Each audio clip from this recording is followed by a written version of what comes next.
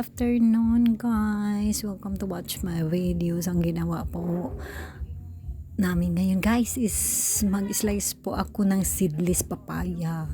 So galing po ito guys sa garden ko, yung nakita po nyo yung previous video ko sa puno ng papaya na natumba guys. Ito na po, nag-harvest na po ako guys kasi natumba ulit. Hindi ko na pwedeng guys paabutin pang mahinog po ang mga bunga, kundi inarbis ko na lang po to na hindi pa masyadong hinog, at sa ngayon nahidog na po. So tikman namin ang bunga.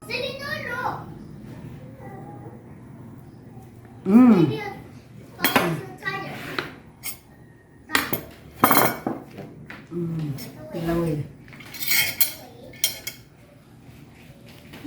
Hindi ako ako po ang unang nagtikim guys sa papayang seedless. Ang tamis guys, ang sarap-sarap. So guys, thank you for watching my video. God bless.